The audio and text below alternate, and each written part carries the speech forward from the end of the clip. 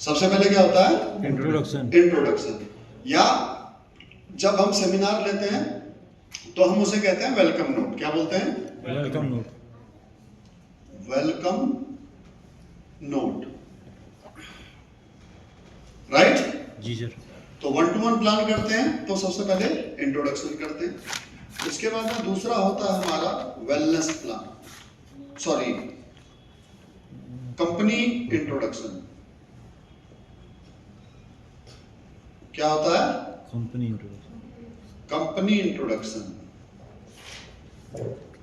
पहले इंट्रोडक्शन में क्या होता है, यहाँ पर हम अपना परिचय देते हैं, आज क्या काम करने वाले हैं उसका। उसके बाद है कंपनी का इंट्रोडक्शन। उसके बाद में तीसरा वेलनेस प्लान।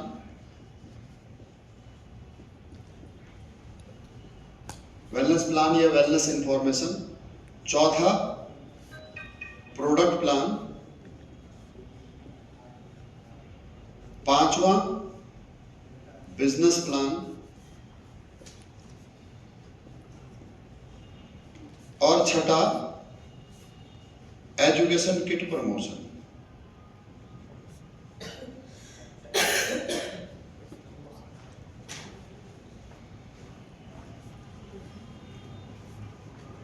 समझ में आ गई बात? जी सर।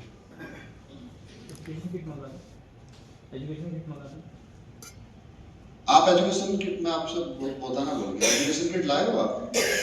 आपके पास कितने हैं? 2 बच्चे हैं घर पे। ओके, आपके पास कितने? यहाँ पे है, मतलब एक है। एक है? लाए हैं, मतलब एक। 2 मेरे पास। एक मंगा दो। जाओ। नहीं मिला। ठीक है, देवेंद्र से ला लो। ठीक है, लान बात समझ में आ गई? सबसे पहले अपना परिचय, उसके बाद में कंपनी का परिचय, उसके बाद में वेलनेस प्लान। वेलनेस प्लान में हम क्या क्या बात करते हैं, क्या खाने से क्या बीमारियां होती हैं उसको बोलते हैं वेलनेस प्लान। Wellness plan. मतलब हमारे शरीर में जो बीमारियां लगती हैं वो किन किन कारणों से होती हैं उसको क्या बोलते हैं? Wellness plan. Wellness plan. उसके बाद में आपका प्रोडक्ट प्लान। प्रोडक्ट प्लान मतलब हमारे पास जो प्रोडक्ट हैं उन प्रोडक्टों के बारे में लोगों को जानकारी देना कि हमारे कौन कौन से प्रोडक्ट हैं और ये प्रोडक्ट किस किस काम आते हैं। उसके बाद में बिजनेस प्लान कि हमारा जो 70 करोड़ का बिजनेस प्लान है वो कैसे कैसे हमें मिलता है करके। और लास्ट में हम करते हैं क्या, एजुकेशन किट का प्रमोशन। ये तो हो गया हमारा सेमिनार के हिसाब से। अब इसमें क्या होता है कि 1-to-1 प्लान जब हम करते हैं तो 1-to-1 प्लान में एक चीज और जुड़ जाती है इससे पहले। किससे पहले? एजुकेशन किट प्रमोशन से पहले। और वो होते हैं आपके ऑब्जेक्शन हैंडलिंग। क्या होती है? Objection handling. Objection handling. Handling. या सेमिनार में हम इसे क्या कहते हैं? क्लोजिंग। क्या बोलते हैं? क्लोजिंग। 1-to-1 प्लान में क्या होती है? Objection handling. मतलब जब हम यहाँ पर प्लान खत्म करते हैं, बिजनेस प्लान खत्म करते हैं, तो हम डायरेक्ट एजुकेशन किट प्रमोट ना करके सबसे पहले उस कस्टमर के, उस प्रोस्पेक्ट के मन में उठ रहे सवालों का जवाब देते हैं। अगर उसके मन में सवाल नहीं भी हैं तो भी हम कुछ सवाल ऐसे करते हैं, अपने आप से निकालते हैं कि वो सामने से खुद आपको पैसा देगा। उसको बोलते हैं ऑब्जेक्शन हैंडलिंग। जैसे कि तो सर यहाँ पर जैसे बिजनेस प्लान खत्म हुआ तो बिजनेस प्लान खत्म होने के बाद हम क्या बात करेंगे कि सर आपको प्रोडक्ट अच्छे लगे या फिर बिजनेस अच्छा लगा। तो सामने वाला आपको जवाब देगा या तो प्रोडक्ट अच्छे लगे या फिर बिजनेस अच्छा लगा। और बहुत सारे लोग कई बार ऐसा भी कहते हैं दोनों चीजें आपकी बहुत बेहतर है। तो फिर सर शुरुआत की जाए। आप इसे अपने नाम से या अपनी वाइफ के नाम से भी इस काम को शुरू कर सकते हो। मैं सर आर्मी में था तो मैं अपने नाम से बिजनेस को नहीं कर सकता था, इसलिए मैंने इस बिजनेस को अपने वाइफ के नाम पे शुरू किया। बाद में फिर जब मैं रिटायर आ गया तो फिर ये आईडी मैंने अपने नाम पर ट्रांसफर करा ली। तो सर आप अपने नाम से बिजनेस शुरू करना चाहोगे या वाइफ के नाम से? समझ में आ गई बात? वो उससे हमारे से चॉइस नहीं पूछनी है, हमारे को प्रोस्पेक्ट से हमारे को चॉइस नहीं पूछनी है। असल में जो ताकत लगती है वो बिजनेस प्लान खत्म होने के बाद में इस एजुकेशन किट को भरवाने में ताकत लगती है। ये 600 रुपए निकालने में ताकत लगती है। समझ में आ गई बात? शुरुआत जरूरी है इन सब चीजों से, लेकिन पूरी एनर्जी बचा करके रखना बिजनेस प्लान खत्म होने के बाद में। समझ में आ गई बात? एग्जांपल के तौर पर विक्रम सर, अब आप ऊपर आइए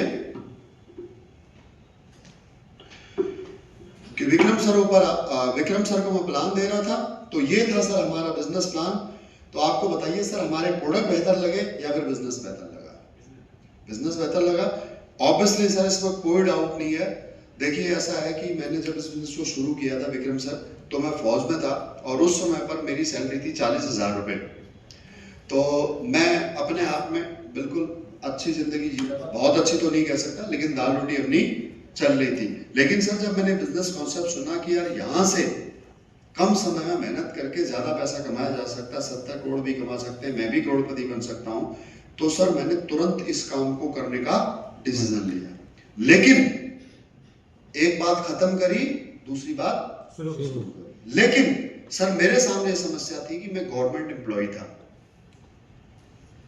मैं गवर्नमेंट एम्प्लॉय था, तो मैं अपने नाम से बिजनेस को शुरू नहीं कर सकता था। इसलिए मैंने अपना बिजनेस अपनी वाइफ के नाम पर ट्रांसफर शुरू किया।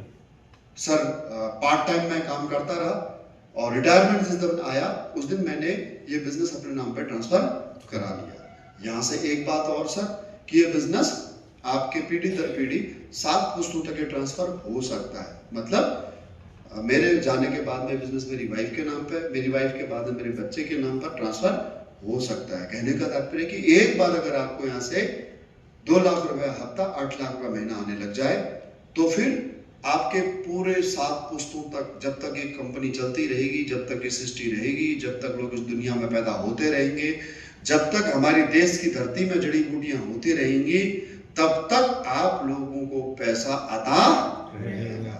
तो सर बताइए, ये बिजनेस आप अपने नाम से शुरू करना चाहेंगे या अपनी वाइफ के नाम से?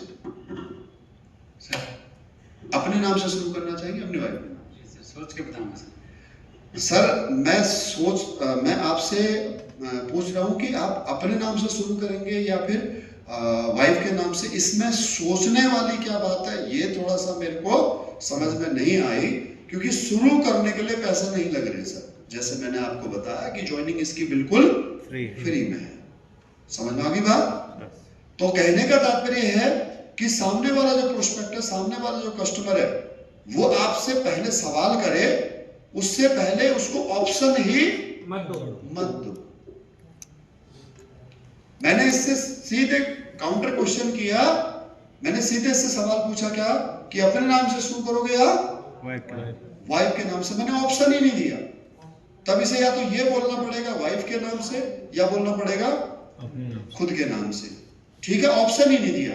अब क्योंकि ये ज्वाइन व्यक्ति है तो इसलिए इसने कहा कि मैं सोच के बताऊंगा, नहीं तो अगर ये नया कस्टमर होता तो ये ऐसा सवाल नहीं करता। तो ये इसका जवाब होता वाइफ के नाम से या मेरे खुद के नाम से। फिर आगे भले ही ये क्वेश्चन पूछता कि सर मैं थोड़ा सा मैं शुरू करूंगा तो अपनी वाइफ के नाम से शुरू करूंगा, खुद के नाम से शुरू करूंगा, लेकिन सर अभी मेरे को थोड़ा सा टाइम चाहिए सोचने के लिए। फिर उसके बाद में हम आगे सवाल जवाब करेंगे। लेकिन क्लोजिंग यहां से करनी है, ऐसे करनी है। क्लोजिंग इस प्रकार से करनी है। आप कैसे कह सकते हो? चलो मैं तो आर्मी पर्सनल हूं, मैंने तो आर्मी का रेफरेंस दे दिया। आप कैसे कह सकते हो? आप यहां से मेरी लास्ट वाली बात पकड़ के शुरुआत करना कि ये बिजनेस ट्रांसफरेबल है। मेरे जाने के बाद में ये मेरे बच्चों के नाम पर ट्रांसफर हो जाएगा। कहने का तात्पर्य है कि एक बार अगर आप यहाँ से डायमंड बन गए, आपकी 2 लाख रुपए हफ्ता, 8 लाख रुपए की इनकम महीने की अगर आने लग गई, तो फिर पूरी जिंदगी आपके आने वाले 7 पुश्तों काम करने की आवश्यकता नहीं पड़ेगी। आप इसे अपने नाम से, अपनी वाइफ के नाम से, किसी के नाम भी शुरू कर सकते हैं। राइट? तो मैंने इसे अपने नाम से शुरू किया है और मैंने अपना नॉमिनी बनाया अपने बेटे को। मैंने अपने नॉमिनी बनाया अपने बेटे को। तो मेरी डेथ के बाद में ये बिजनेस मेरे बेटे के नाम पर ट्रांसफर हो जाएगा। तो आप अपने नाम से शुरू करना चाहेंगे या अपनी वाइफ के नाम से? इस प्रकार से क्लोज क्वेश्चन करने, उसके बाद उस पर छोड़ो वो क्या बोलता है। लेकिन चॉइस नहीं देनी है। तो असल ताकत लगती है यहाँ। बिजनेस प्लान खत्म होने के बाद इस पे एजुकेशन किट में, इसको बोलते हैं ऑब्जेक्शन हैंडलिंग। इसीलिए आप लोगों ने देखा होगा कि सेमिनार हेल्थ अवेयरनेस जो हम सेमिनार करते हैं उसमें कितने लोगों ने पार्टिसिपेट किया, कितने लोगों ने भाग लिया। प्लान सेमिनार जब भी होता है, अरे देहरादून में नहीं हुआ क्या सेमिनार? हुआ है? नहीं हुआ है?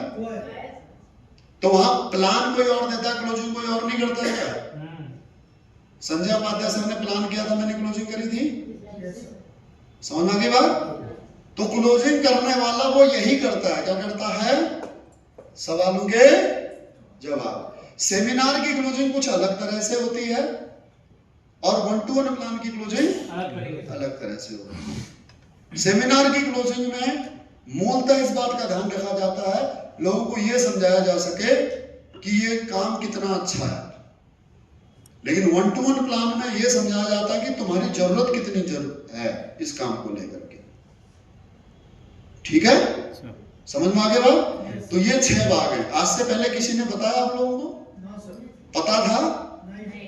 तो हम क्या करते हैं, कैसे प्लान देते हैं मुझे नहीं पता, आप लोगों का तो भगवान ही मालिक है, पता नहीं कैसे प्लान देते हो, कैसे काम करते हो मुझे नहीं पता। लेकिन चलो बाकी जगह जहां टीम चल रही हो तो जैसे करते हैं वैसे करते हैं। उतार दो वैसे नीचे।